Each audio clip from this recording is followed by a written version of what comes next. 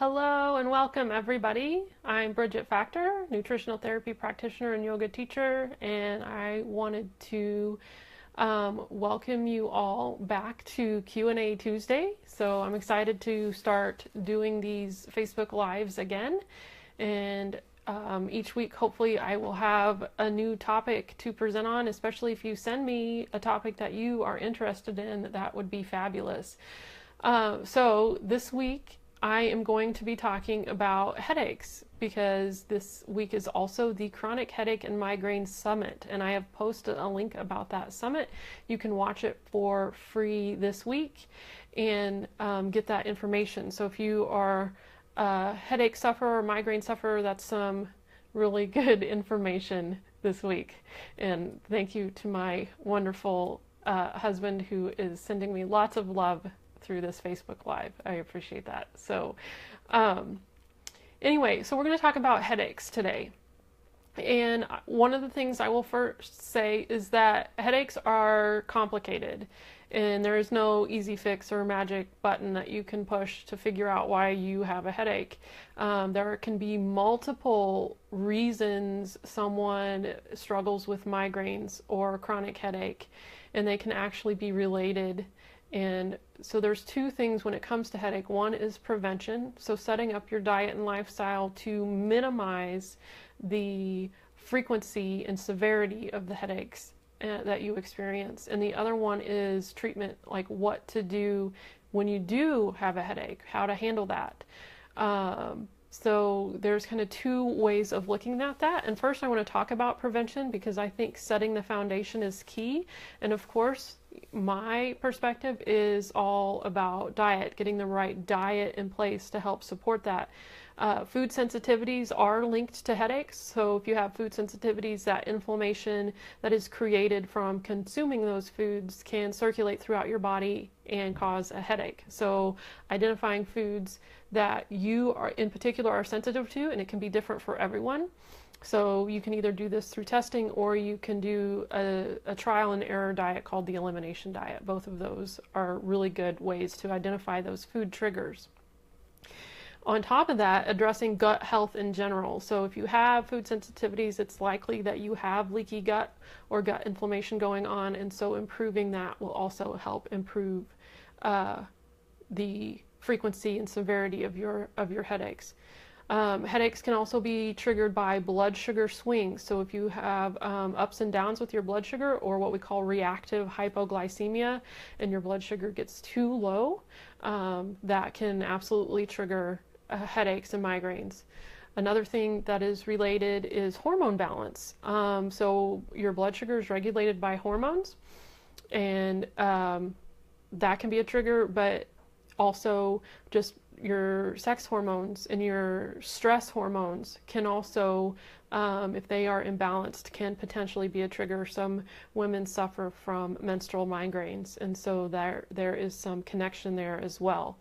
And in addition to the menstrual headaches that you may get, when your body is trying to detox those sex hormones, your liver is responsible for that. So if your liver is overloaded from environmental stressors and pollutants or hormone imbalances, that can also make it difficult to manage headaches. So having good detoxification capacity and strong liver function is another area where you can address to help prevent headaches or manage headache occurrence. So you can start to see how these different systems of the body can affect headaches and how they can influence each other, from blood sugars to hormones to food sensitivities. Our body systems are not separate, they're integrated, and they can influence each other. So really taking a foundational approach with diet and lifestyle can be helpful. The other thing about migraines is the relationship migraines have to our nervous system. So stress and trauma are huge migraine triggers, and because of the way our nervous system responds to stress and trauma, that signaling can disrupt our normal function and cause headaches. So let's say you have all the foundation in place with your diet and everything else, and you are under a lot of stress or have a hard time managing your stress or have a history of trauma, you can still struggle dealing with headaches and migraines because of that, because of the way it's connected to our nervous system. So really taking a multifaceted, holistic approach is going to be the best thing. I have struggled with migraines through most of my life, and I've been able to greatly reduce the number of migraines that I have. First, again, starting with identifying my food triggers, recovering from my blood sugar issues, and working on balancing my hormones. I still have some hormone imbalances to work on, but that really helps me, as well as managing my stress. Stress can be a big trigger for me as well. So let's say you're working on all those things and you're still trying to manage your headaches and you have a headache come up. What are some things that you can do before reaching for the medicine cabinet? Not to say that that's not the option for you. This is just in case you want to try other options first.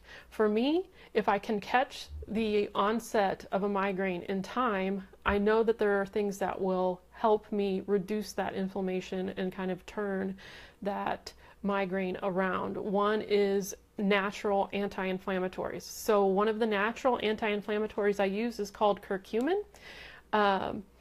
And it is extracted from turmeric, the spice turmeric, but this is the active curcumin extract with some black pepper, which helps activate the curcumin in your body. And I take 1,000 to 1,500 milligrams when I feel a headache coming on, and it acts as a natural anti-inflammatory.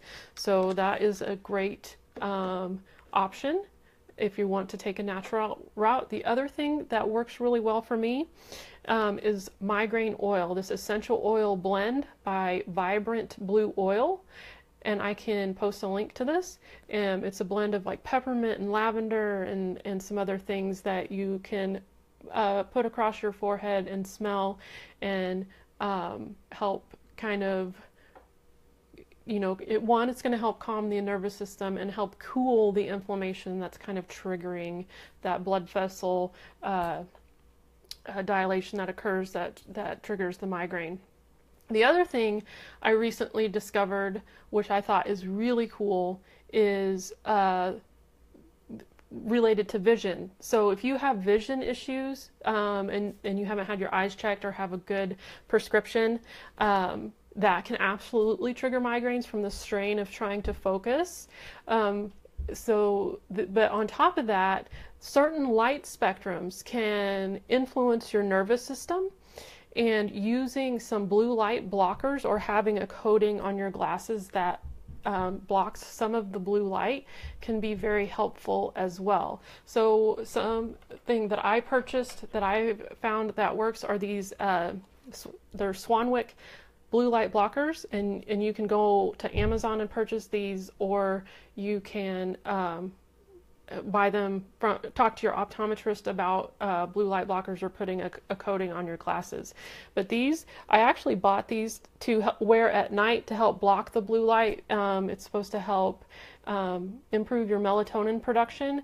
But one of the things that I noticed is that putting them on when I have a headache helps kind of stop that migraine reaction for me. And when I was talking to my optometrist, Dr. Laura Montgomery at the Vision Clinic in Bolivar, she's awesome, my BFF, by the way, but she was saying that there's a lot of research showing how blue light blockers can influence the nervous system in such a way that they use them actually for trauma patients and people dealing with PTSD and brain trauma, and so that there is the science behind how blue light can affect your nervous system.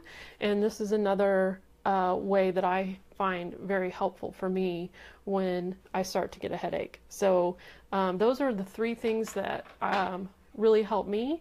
Now, I'm not going to say I never take medication, because sometimes you do get into a situation where you have to take something. So I don't want to be like anti-medicine, but I want to give you guys options for trying these things to see what works for you. So I just wanted to share that information with you.